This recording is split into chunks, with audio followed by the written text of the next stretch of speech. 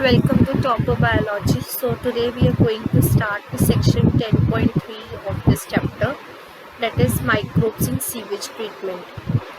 तो अभी तक हमने स्टडी किया है कि microbes in air, microbes in food, हमने स्टडी किया है माइक्रोब्स इन फूड, हमने स्टडी किया है माइक्रोब्स इन सॉइल का भी हमने स्टडी करना है। माइक्रोब्स इन फूड का स्टडी किया हमने, तो माइक्रोब्स इन वाटर में कौन से माइक्रोब्स होते हैं, ठीक है। वाटर बेसिकली वाटर में माइक्रोब्स कब आते हैं, ठीक है, जब पानी गंदा हो जाता है, ठीक है, जो केमिकल्स उसमें होते हैं तो पानी गंदा हो जाता है। जो केमिकल इंडस्ट्री से वाटर आता है तब पानी में माइक्रोब्स होते हैं, ठीक है। तो यहाँ पे लिखा हुआ है large quantities of waste water are generated in every day in cities and towns and a major component of this waste water is the human excreta। तो जो आपके टॉयलेट से, आपके आउटलेट से जो वेस्ट वाटर निकलता है उसे हम क्या कहते हैं, ह्यूमन एक्सक्रीटा कहते हैं। आपके आउटलेट से, आपके होम पाइप्स से जो एक्सक्रीटा निकलता है वो ह्यूमन एक्सक्रीटा होता है, जो वेस्ट मटेरियल निकलता है। और जो बेसिकली जो म्यूनिसिपल वेस्ट वाटर होता है उसको हम क्या कहते हैं, सीवेज। तो सीवेज क्या कंटेन करता है, it contains large amounts of organic matter and microbes which many of them, उसके बहुत सारे जो होते हैं पैथोजेनिक होते हैं, हार्मफुल होते हैं, डिजीजेस कॉज कर सकते हैं। अगर हम इसका यूटिलाइज करेंगे तो हमें ये डिजीज कॉज कर सकते हैं, हमें टाइफाइड हो सकता है इससे। Have you ever wondered that there is a huge quantity of sewage or urban waste material disposed daily of? तो डेली कितना वेस्ट वाटर निकलता है घरों से, फैक्ट्रीज से वाटर के अंदर। सो वाटर के अंदर तो बेसिकली होता क्या है कि जो ये पानी है, वाटर के अंदर जो इंडस्ट्रीज है, बहुत सारे केमिकल्स जो है, बहुत सारे वो गंदा पानी वगैरह छोड़ देते हैं। तो बेसिकली वहाँ पे अंदर क्या होता है कि माइक्रोब्स ग्रो करते हैं, तो वो उसमें गंदे पानी में आ जाते हैं, ठीक है। तो माइक्रोब्स ग्रो कर रहे हैं, ठीक है। हमें कैसे पता लगेगा कि माइक्रोब्स उस पानी में है कि नहीं है। हालांकि इस पानी को टेस्टिंग इंडस्ट्रीज में देते हैं, ठीक है, इसको टेस्टिंग लैब्स में देते हैं टेस्ट करने के लिए। आजकल तो मेथड्स भी आ गए हैं वाटर में, पर्पलिश वाटर में डालकर वाटर को 48 आवर्स के लिए रख दो तो उसका कलर ये चेंज होगा, तो मतलब उसमें वो पानी गंदा है, ऐसा भी कर सकते हैं। बट हमें कैसे पता लगेगा कि उसमें माइक्रोब्स प्रेजेंट है कि नहीं प्रेजेंट। सो बेसिकली माइक्रोब को पानी के अंदर, जैसे हम जीते हैं, ठीक है, हम जी रहे हैं, ठीक है, हमें जीने के लिए क्या चाहिए, हमें जीने के लिए ऑक्सीजन चाहिए। सिमिलरली माइक्रोब्स को जीने के लिए क्या चाहिए, ऑक्सीजन चाहिए, ठीक है। अगर माइक्रोब्स पानी के अंदर होंगे तो वो हमें हार्म करेंगे। तो मान लो अगर हमने माइक्रोब्स को पानी से निकालना है, उनको ख़त्म करना है, डिस्ट्रॉय करना है, तो क्या करेंगे, जो ऑक्सीजन है वो उसकी रिड्यूस करेंगे, ऑक्सीजन कम करेंगे, ठीक है। तो ऑक्सीजन, ताकि माइक्रोब्स वाटर में ग्रो ना कर सके, वो गंदे माइक्रोब्स, हार्मफुल माइक्रोब्स वाटर के अंदर ग्रो ना कर सके, तो उसको कम करने के लिए हमें ऑक्सीजन का लेवल जो है वो कम करना पड़ेगा, ठीक है। सो अगर हम ऑक्सीजन का लेवल कम कर देते हैं तो माइक्रोब्स जो है वाटर के अंदर ग्रो नहीं करेंगे, ठीक है। इसमें क्या है, इसलिए क्या होता है कि सीवेज ट्रीटमेंट प्लांट्स हम डेवलप करते हैं ताकि जो ये बेसिकली ये माइक्रोब्स है हमें हार्म ना कर सके। सो जो ये है, ये कुछ स्टेप्स इन्वॉल्व करता है। पहले तो होती है that is this treatment is carried out in 2 stages. First is the primary stage and second one is called as secondary treatment. Now primary treatment में क्या होता है कि जो बेसिकली जो आपका एक टैंक है, ठीक है, आपका एक टैंक है, उसमें क्या होता है कि फिजिकल रिमूवल होती है। किसकी फिजिकल रिमूवल होती है, पार्टिकल्स की, जो पानी के अंदर मिट्टी होती है या फिर पत्थर होते हैं, ठीक है, जो फाइन पार्टिकल्स है वो रिमूव हो जाते हैं फिल्ट्रेशन और सेडिमेंटेशन से।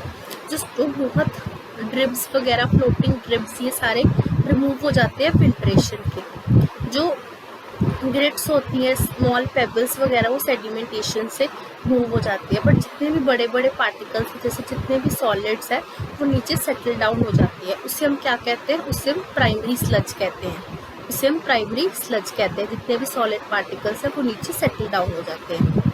उसके बाद जो ये सॉलिड जो नीचे सेटल डाउन हो गया इस टैंक के अंदर, जो बेसिकली जो नीचे सॉलिड था वो सेटल डाउन हो गया। ये जो सॉलिड है हम लेकर जाते हैं सेकेंडरी ट्रीटमेंट के लिए। So the primary effluent is passed into the large aeration tanks. ये जो एरिएशन टैंक होते हैं, ये जो प्राइमरी ट्रीटमेंट जो नीचे सॉलिड है इसमें हम सेकेंडरी ट्रीटमेंट के लिए लेकर जाएंगे, where it constantly agitated into and pumped into it. So ये क्या, इसको जो बेसिकली हमारा जो सॉलिड पार्टिकल था, ठीक है, सॉलिड पार्टिकल था जो प्राइमरी ट्रीटमेंट में जो सॉलिड पार्टिकल था उसको हमने क्या किया, सेकेंडरी ट्रीटमेंट में लेकर गए। सेकेंडरी ट्रीटमेंट में हमने लार्ज टैंक्स में उसको डाला, उसको पंप किया। जब हम उसको पंप किया तो उसमें क्या हुआ कि जो सॉलिड पार्टिकल है वो उसमें यूजफुल माइक्रोब्स आए। उसको हम क्या कहते हैं, फ्लॉक्स कहते हैं। उसको हम फ्लॉक्स कहते हैं।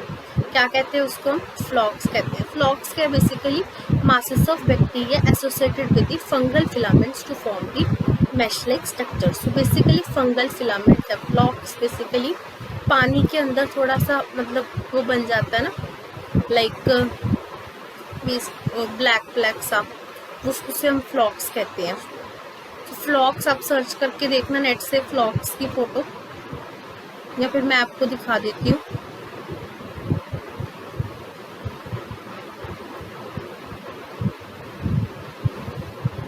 मैंने सर्च किया flocs. So this is basically known as the flocs, इसे हम फ्लॉक्स कहते हैं। So this is basically known as the flocs, इसे हम फ्लॉक्स कहते हैं।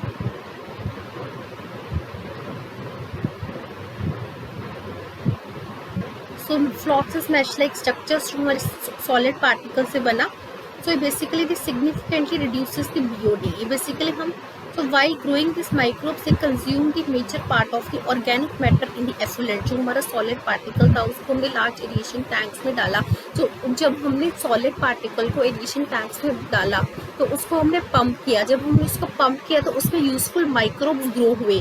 जब microbes grow हुए, basically microbes की growth क्यों हो रही है, आपको ये देखना है कि माइक्रोब्स की ग्रोथ क्यों हो रही है। माइक्रोब्स की ग्रोथ इसलिए हो रही है क्योंकि वो ऑक्सीजन कंज्यूम कर रहे हैं, ठीक है। जब जितना वो ऑक्सीजन कंज्यूम करेंगे उतना वो माइक्रोब्स पानी के अंदर ग्रो करेंगे, ठीक है। जितना वो, अब हमने माइक्रोब्स को, वो हार्मफुल माइक्रोब्स को खत्म करना है, ठीक है। माइक्रोब्स को कैसे खत्म करना है, माइक्रोब्स को बेसिकली हमने उनकी जो ऑक्सीजन है वो रिड्यूस करनी है। ऑक्सीजन कैसे रिड्यूस होगी, ऑक्सीजन रिड्यूस होगी जब उसकी हम बीओडी डिमांड है, उस एफ्लुएंट की बीओडी डिमांड है वो रिड्यूस करेंगे। तो सिग्निफिकेंटली ये क्या होता है, BOD biochemical oxygen demand of effluent. So BOD क्या होता है, it's amount of the oxygen that would be consumed by organic matter. मतलब कितनी वो माइक्रोब ने ऑर्गेनिक मैटर, जो मैटर है और हार्मफुल मैटर है, जितनी उसने ऑक्सीजन कंज्यूम की, जितने पानी में उसने oxygen in 1 litre of water पर ऑक्सीडाइज्ड बाय द बैक्टीरिया, मतलब कितनी ऑक्सीजन बैक्टीरिया ने कितने पानी में कंज्यूम की, वो होती है बीओडी। सीवेज वाटर को हम बीओडी से उसका बीओडी रिड्यूस करेंगे। हम सीवेज वाटर को कब तक ट्रीट करना है, जब तक उसका बीओडी डिमांड रिड्यूस ना हो जाए, क्योंकि अगर वो बीओडी डिमांड रिड्यूस नहीं हुआ तो वो क्या होगा, वो पानी हमारे घर पे आएगा, उसको हम कंज्यूम करेंगे। उस पानी को जब हम कंज्यूम करेंगे तब हम बीमार होंगे, तब हमें डिजीजेस होगा, तब हम डॉक्टर के पास जाएंगे, तब हम दवाइयाँ खाएंगे, ठीक है। तो हमें हार्म करेगा, उसके साइड इफेक्ट्स होंगे, ठीक है। तो जो उसकी जो है ऑक्सीजन डिमांड करनी, उसके ऑक्सीजन की डिमांड रिड्यूस करनी बहुत इंपॉर्टेंट है। BOD test measures the rare uptake of the oxygen of microorganisms of water, and thus indirectly BOD is a measure of the organic matter present in the water. So BOD क्या है, indirectly organic matter present in the water। जितना ज़्यादा water का BOD ज़्यादा होगा, more will be splitting tension। जितना ज़्यादा microbe को ग्रो करेंगे उतना ज़्यादा वाटर जो है बेसिकली उतना ज़्यादा पोल्यूट होगा। अगर आपका एक बार BOD रिड्यूस हो गया तो आप उसको क्या करोगे, it is passed into the allowed to sediment and this sediment that is basically called as the activated sludge। इस sediment को हम क्या करेंगे, activated sludge कहेंगे, ठीक है। तो a small activated sludge, a small part of the activated sludge that is pumped back into the aeration tank। so कुछ जो activated sludge है उसको दोबारा हम secondary treatment में दोबारा भेजेंगे aeration tank में, serve as the inoculum। The remaining major part of the sludge that is pumped into the large tank, जो remaining sludge का part होगा उसको हम large tanks में pump करेंगे, that is anaerobic sludge digesters। Other kinds of bacteria grow anaerobically और kinds of bacteria grow करेंगे digestive bacteria। During the digestion bacteria produce the mixture of gases। digestion के दौरान क्या होगा, जो बैक्टीरिया है बेसिकली वो मिक्सचर ऑफ गैसेस प्रोड्यूस करेगा। कौन सी गैसेस प्रोड्यूस करेगा, यहाँ पे कार्बन डाइऑक्साइड हो गया, ठीक है। यहाँ पे कौन सी गैसेस प्रोड्यूस करेगा, एक तो मीथेन हो गया, ठीक है, एक हो गया आपका हाइड्रोजन सल्फाइड और एक हो गया आपका कार्बन डाइऑक्साइड। एक हो गया आपका मीथेन, एक हो गया आपका हाइड्रोजन सल्फाइड, एक हो गया आपका कार्बन डाइऑक्साइड। जो ये गैसेस है ये क्या बनाएगी, ये बायोगैस फॉर्म करेगी, ठीक है। क्या बनाएगी, ये बायोगैस फॉर्म करेगी। एंड जो बायोगैस है that can be used as the source of energy as it is inflammable. जो biogas as a good source of energy, ये पोल्यूट नहीं करती, it is used for lightning and it is used for cooking. So it's a main important role of the biogas which can also come in the exam. Effluent of जो biogas जो है वो आगे बढ़ेंगे हम। So it is release into the, so this water जो treated water है जिसको हमने ट्रीट किया है वो हम रिवर्स और स्ट्रीम्स में करते हैं, ठीक है। तो you can appreciate how microbes play a major role in the, और जैसे यहाँ पे कार्बन डाइऑक्साइड के कुछ माइक्रोब्स ग्रो होंगी, कुछ गैसेस प्रोड्यूस होंगी। जो गैसेस प्रोड्यूस होगी मीथेन, हाइड्रोजन सल्फाइड और कार्बन डाइऑक्साइड, इससे क्या बनेगी, बायोगैस की फॉर्मेशन होगी। जैसा कि आपने देखा जो कार्बन डाइऑक्साइड पीछे हमने पढ़ा था कि डो और इडली के बैटर्स में भी कार्बन डाइऑक्साइड आती है, ठीक है। कार्बन डाइऑक्साइड का रोल वहाँ पे भी है, कार्बन डाइऑक्साइड प्रोड्यूस होती है, ठीक है। तो जब वो फूलता है इडली के बैटर में, हम बेसिकली कार्बन डाइऑक्साइड जब यूज़ करते हैं, इडली का बैटर जब इतना ज़्यादा हो जाता है तो उसके बेसिकली हम वो यूज़ करते हैं, है ना।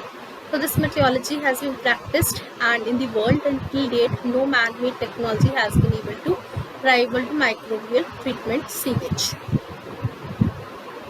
So Ministry of this is just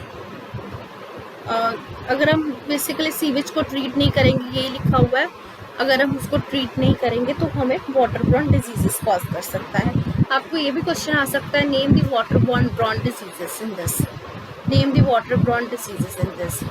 तो ये भी आपको इम्पोर्टेंट करना है, ठीक है। यहाँ पे लिखा हुआ increase the water borne diseases, वैसे तो लिखा नहीं हुआ पर आपको क्वेश्चन आ सकता है कि हमें इससे कौन से डिजीजेस हो सकते हैं। तो 4 to 5 डिजीजेस आप लर्न कर लेना, इसमें से इम्पॉर्टेंट क्वेश्चन है। और यहाँ पे गंगा एक्शन प्लान हुआ था, Ganga and Yamuna action plan to save the major rivers of our country from the pollution. इस पोल्यूशन से हमें रिवर्स को कैसे बचाना चाहिए, गंगा एक्शन प्लान किया था इन्होंने, ठीक है। Ganga and Yamuna action plan, under these plans it is proposed to build a large number of the sewage treatment plants. इसमें फुल फॉर्म पूछ सकते हैं कि STP की फुल फॉर्म क्या होती है, सीवेज ट्रीटमेंट प्लांट्स हो गया। और क्वेश्चन पीछे पूछ सकते हैं फ्लॉक्स क्या होता है, 1 मार्क के लिए क्वेश्चन आ जाएगा, ठीक है। और इम्पॉर्टेंट क्वेश्चन क्या है, BOD की फुल फॉर्म बहुत इंपॉर्टेंट है, तो हाईलाइटेड क्यों है, इंपॉर्टेंट है। एक्टिवेटेड स्लज क्या होती है, 1 मार्क के लिए क्वेश्चन आ गया, ठीक है। फिर उसके बाद आगे यहाँ पे गंगा एक्शन प्लान का क्या रोल है, ये क्वेश्चन आ गया, ठीक है। Visit to sewage treatment plant is situated, very interesting appearance, interesting for educating experience. तो ये हमने इतना कर लिया, बाकी हम नेक्स्ट वीडियो में करेंगे। So please like, share and please comment. Thank you for watching.